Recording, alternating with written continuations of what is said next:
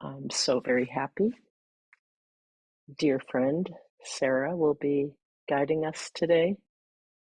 Uh, so grateful to you, Sara, in so many ways.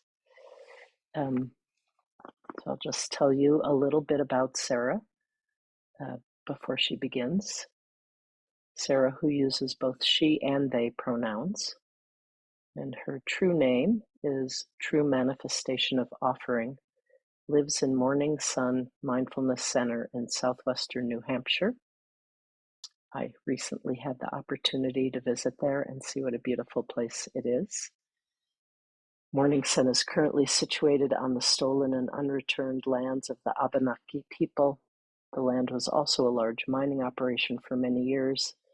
Now MorningSun is an intentional community and retreat center in the tradition of Plum Village, in addition to hundreds of acres designated as conservation land.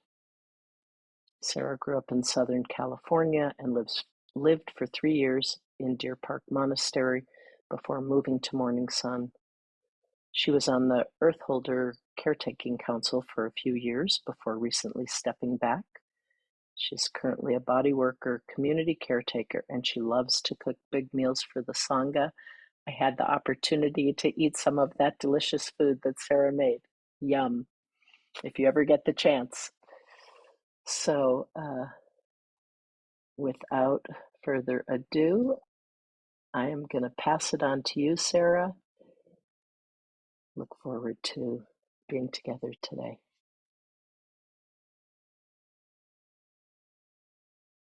Dear Thai, dear Sangha, thank you all so much for coming to our gathering this morning or evening, depending on where you are. I'm filled with a lot of joy to see a lot of your faces and names. Um, it's getting cold here in MorningSun, very cold. And I'm very bundled up and I just made tea. I feel very grateful for the conditions that are available for us to sit together for our time as earth holders, as mountains. Um, I'd like to start us off with a little bit of tea meditation beginning.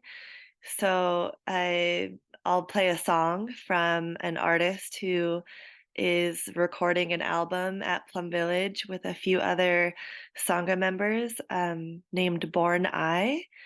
And I'm wondering if you all have a video. Like, can you see me? If you can see me, then you'll be able to see the video and you don't have to do anything. And if you're on audio, you also can enjoy listening. Um, One of the best things about my drive in MorningSun is that I can't make phone calls because I don't have cell service. And of course, at first I thought, well, my car is Bluetooth, that's a perfect time to call my family. And this morning, my mom was saying she has such a hard time getting a hold of me, which I'll explain later in my practice. But I said, oh, I wish I could call you on my drive. And she said, "It's better that you don't. Driving is a big responsibility. You're not supposed to talk while you drive." And the other day I was driving and I pulled up this song, and I've listened to this song a few times before, but this time it made me cry when Ty is talking about the children. Um, And so I pulled over. Oh, and I just had like a really, really heartfelt, heart cleansing cry. So I knew, oh, I want to listen to this with my Sangha, um, and listen together. And now we get to listen and not do anything. Although I see Maria is walking, and that's good too. Moving is good too, but not operating any heavy machinery is ideal. So, dear Sangha, I invite us to bring our cup of tea or water or our body close into our attention. And the song is not too long, so we'll enjoy. following our breathing. And we'll listen to this before we have a short meditation. Thank you.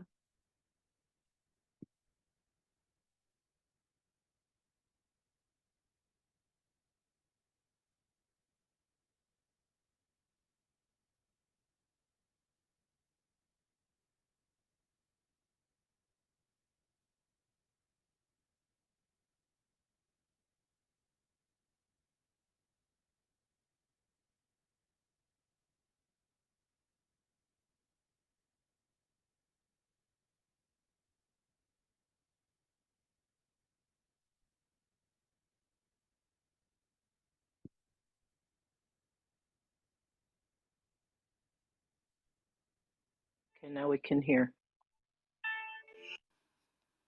If you are motivated by desire to transform yourself and to help your people, your community to transform, to bring joy and hope into their life, and then you have the best kind of volition, and that gives you infinite source of energy. You become very alive, very dynamic in your daily life.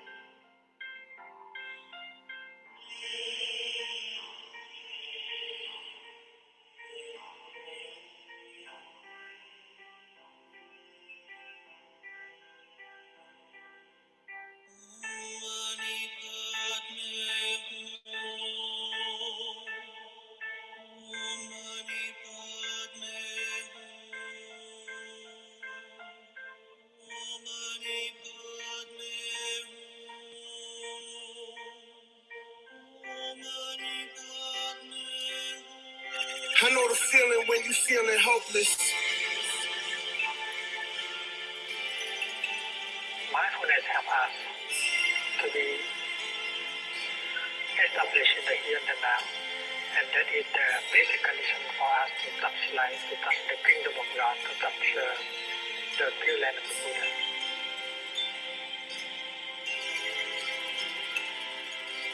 Life is still a mystery, futuristic history. Couldn't see the present and I used to let it get to me. Healing transformation, needed amputation from the things I was afraid of, from my inner activation. I was watching Aristotle, philosophies I borrowed. Yesterday is not tomorrow, so today is what I follow.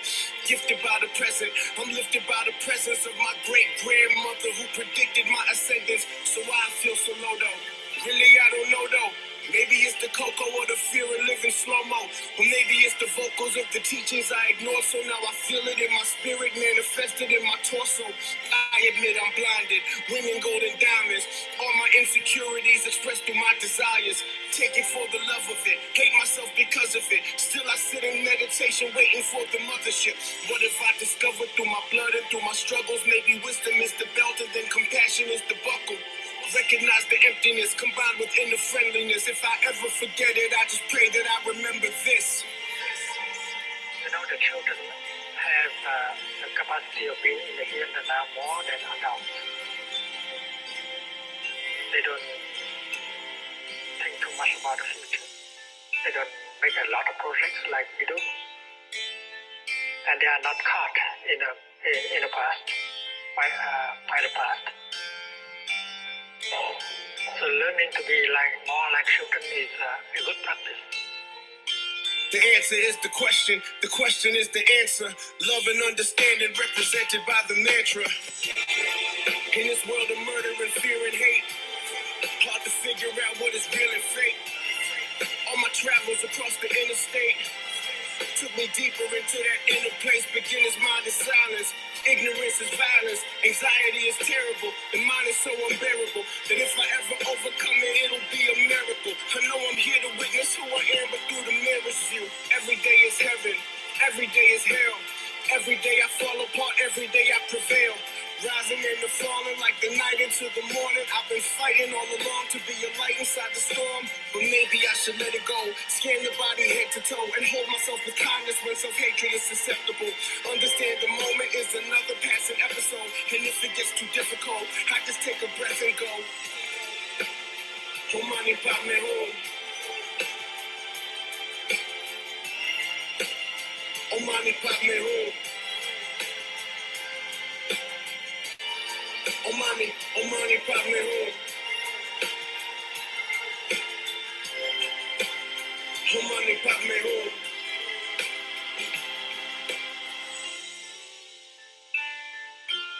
It's like a wave on the surface of the ocean. She may be very fearful because she gets caught in notions like beginning, ending, going up, going down, more or less beautiful than the other waves. But if the wave is aware that she is water,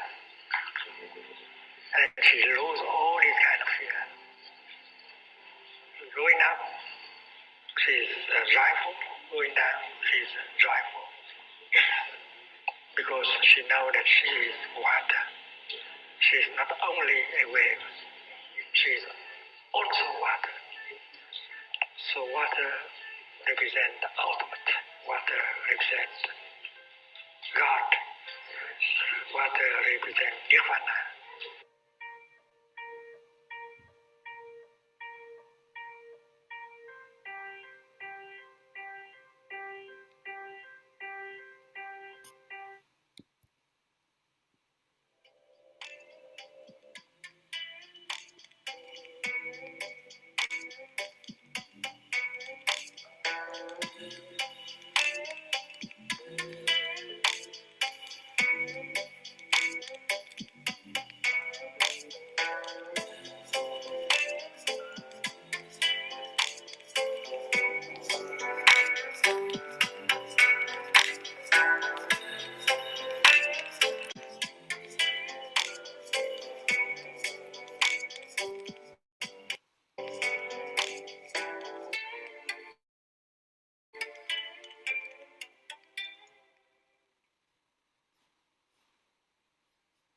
I'm gonna X out of that window so it doesn't take up more of my Wi-Fi space.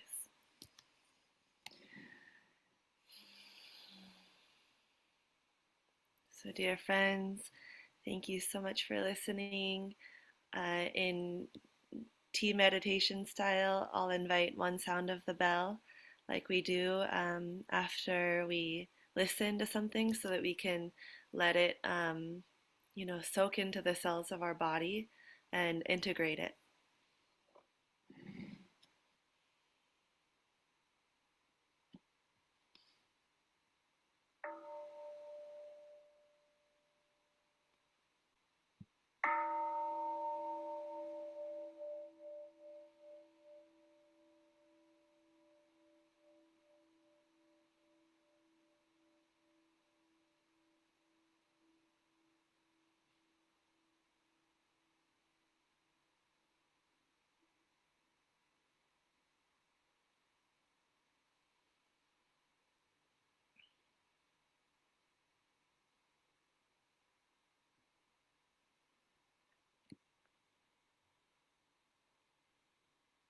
There's already a lot in that song.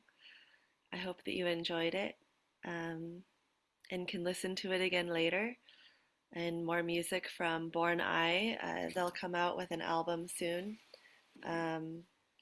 with, many other Sangha members, monastic and lay people. So in the video, I loved how they showed an image of the big mountain range when they played the recording by Tai about children being in the present moment and not being dragged away by projects. It's hard to hear you over your computer. Your computer is still playing video. Really? Yeah, so go back to your browser and stop that video, okay? I X'd out of it a long time ago. Yeah, I don't hear anything, Bev. I don't know what you're hearing.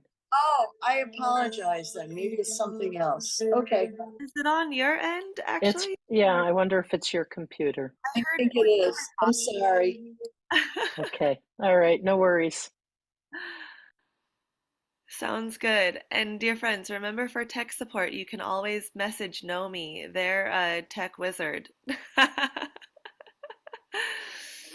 Um, so this mountain range, we'll just sit in gentle silence together, in quality silence together for about 6 or 7 minutes. And during this time, we might like to envision this mountain energy of no coming and no going. The mountain that is always present, and um, allowing our human nature to be like a beautiful landscape on that mountain and underneath in the core, all the way through the roots below our feet, is this mountain. And we come back to our breathing, slowing and smoothing our breathing down and inviting this energy up, summoning it up from the earth each moment to moment. In that way, every moment of meditation is precious, and all of the emotions of our human landscape, they arise and they fall, but the mountain is still there. And I'll start the meditation with 3 sounds of the bell and then close with 2. Um, I think that's all I have to say. So please find a comfortable position of sitting or slowly walking or lying down, and allowing us to arrive moment and moment and moment. Thank you.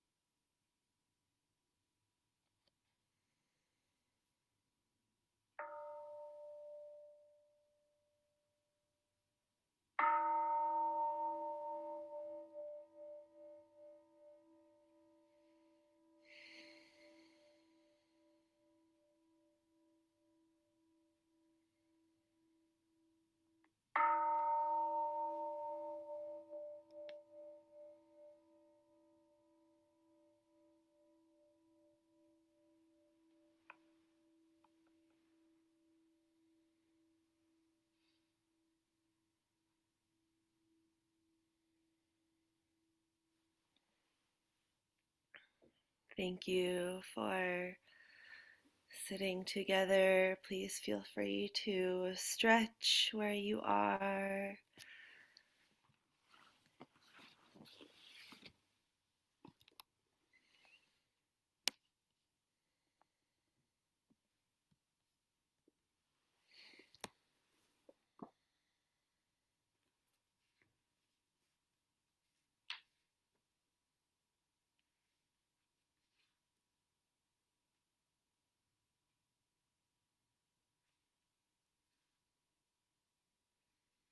One of my favorite books the past 6 years has been The Fruitful Darkness from Roshi Joan Halifax, who is a longtime student of our teacher. And one of my neighbors and Sangha friends, Aurora and Joaquin, they've been close with Joan Halifax the past few years, practicing with medical missions in Nepal, bringing medical supplies to tribes and villages up in the mountains, and trekking with Roshi. Um, so I started reading this book to be able to. The title had first of all just attracted me so much, The Fruitful Darkness, especially with winter approaching, and then particularly with the war in Gaza right now. Um, the the teaching my little talk, by the way, is going to span like probably three books, one by Tai, one by Roshi Joan Halifax, and one by Joanne Rosen, with like a little bit from each. Um, and so I'll share about Tai after. Um, First, I want to share about this energy of the mountains from her book. Um,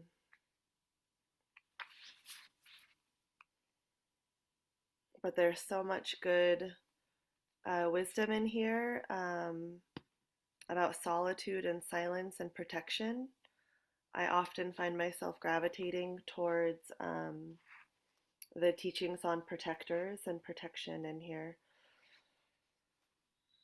Mountains have long been a geography for pilgrimage, places where people have been humbled and strengthened. They are symbols of the sacred center. Many travel to them in order to find the concentrated energy of earth and to realize the strength of unimpeded space. Viewing a mountain at a distance or walking around its body, we can see its shape, know its profile, survey its surrounds. The closer you come to the mountain, the more it disappears. The mountain begins to lose its shape as you near it. Its body begins to spread out over the landscape, losing itself to itself. On climbing the mountain continues to vanish. It vanishes in the detail of each step. Its crown is buried in space. Its body is buried in the breath. Upon reaching a mountain summit, we ask, what's been attained? The top of the mountain? A big view? But the mountain already disappeared. Going down the mountain, we can ask, what has been attained? Going down the mountain? The closer we become to a mountain, the more the mountain disappears. The closer we are to the mountain, the more the mountain is realized. Mountain's realization comes through the details of the breath. Mountain appears in each step. Mountain then lives inside our bones, inside our heart drum. It stands like a huge mother in the atmosphere of our minds. Mountain draws ancestors together in the form of clouds. Heaven, earth, and human meet in the raining of the past. Heaven, earth, and human meet in the winds of the future. Mountain Mother is a birth gate that joins the above and below. She is a prayer house. She is a mountain. Mountain is a mountain.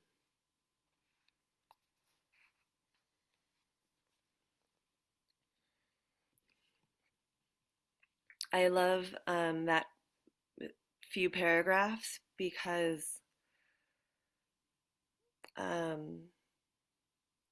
it reminds me of Thay's teaching, understanding is love, and how in seeking to understand requires a deep level of transformation of our narratives and our stories and our perceptions of ourselves and others. And in that love is that remembrance in a physical way that we're not separate. And in that non-separation, all of the lines disappear, and all of the visual stories or forms that we remember also disappear. And that way, like standing so close on a mountain, we no longer see all of the jagged edges or the height. If all we're doing is just intimately looking upon it and understanding the mountain. In Morning Sun, we have a lot of retreats because I think that Michael and Fern received a big transmission from Thay to offer the teachings of Plum Village to as many people as possible. So we take some lazy time, but we also do a lot. And we just had a trauma-informed mindfulness retreat with Joanne Rosen, and Nomi Green was here, and Melanie Jin was another co-teacher, which is really interesting on many levels. Joanne's ability to bring meditation from our tradition through the streams from the American War in Vietnam to all of the ways that it's changed and been shaped, and then how it is now for all of us individually, but also the collective practice. And Melanie and Joanne are close friends and co-teachers. And they also both have a very personal relationship with Israel and Palestine. So my sharing today isn't about Israel and Palestine. It's about the ways that Thay teaches us we're afraid. And that closeness with a mountain, which might feel very fearful and scary and too daunting. But I love the way that Thay reminds us that this like knife of anger, this is in his book Fear, which I don't have, but I was reading from my neighbor last week. This knife of anger lives in all of us. And it comes out towards a child or towards a loved one, someone who we actually trust or believe will forgive us and accept us. Or it'll come out at ourselves very deep inside. And to support transformation, we must understand our own shades and knives and thorns of anger and separation, and our own belief systems that that drive violence on a very small level and on a very large level. I know that we're actually wrapping up quite soon, and what I want to say about that getting close with ourselves, before I forget. Oh, I already forgot. It'll come back. time is such a funny thing. Um,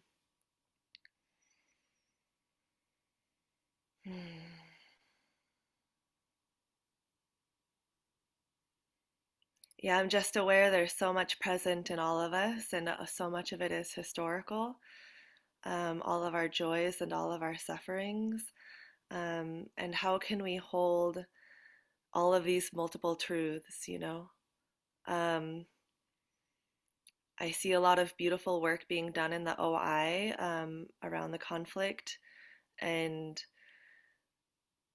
I've always been inspired in this way, you know. When I lived in Deer Park, there was the shooting in Pulse, the nightclub in Florida, and we held a lot of ceremonies of grief, and we also included a picture of the shooter who had died. Um, and at first, this upset a few people. Um, but we had a lot of circles to share about this and the suffering that is in all of us. Um, the ways that our systems create violence, right? Um, and I was reading this morning a poem by Tai that is very similar to Please Call Me by My True Names. It's in his book. And it's very similar to Call Me by My True Names to see our interbeing nature of both. And Nomi had, we had chatted before I agreed to come to Sangha. Um, and what I came away with after talking with Nomi is that, like, I'm non-binary, right? And I'm cool with she and they pronouns. I think that a superpower that I have that I've learned from others, I didn't do this on my own, I couldn't do anything by myself, is to hold so many truths at once and to want to see all of you in that way. Um, but gosh, it's really friggin' hard sometimes.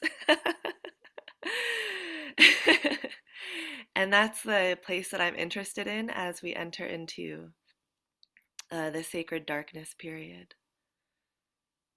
Yeah. And so I want to keep us on time, actually, because for me, time is a very trauma-informed practice. um, and I see that someone has written in here about homelessness and the unhomed problem of Canada. Yeah, I was just listening to something about this, how much homelessness is increasing, also in England. Um, yeah, a teacher that I really recommend is Reverend Zenju Earthland Manuel. They write really beautifully on belonging and home. And like anything, just when I look at all of your eyes, I always remember our teacher saying that we need a change of heart. Not not yet in policy, you know. I have a lot of ideas for earth holders and a lot of ideas for lots of things in my local community, but I always keep coming back to the heart of it and to connect heart to heart. Um, and I really do have hope in that. Yeah. So, dear friends, more for later.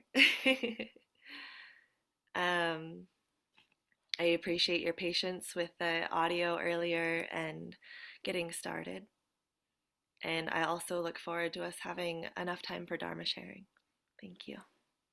Bowing out, and Nomi or Tree, I think Tree will share about Dharma sharing today. Welcome back, everybody. Oh, I'm so sad that my Dharma sharing family had to end with Hannah and Lester. I feel like so sad. um, but yes, for another time, I guess.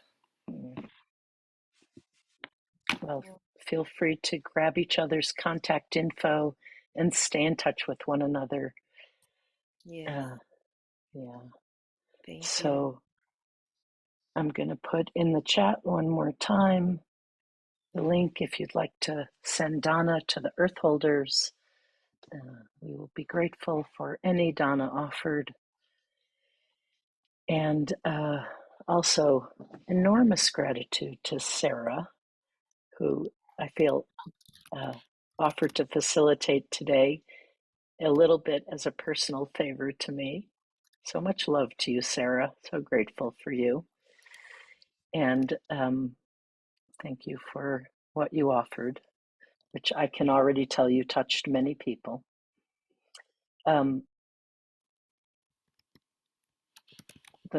The trauma-based person is Joanne Rosen, and she has a book coming out.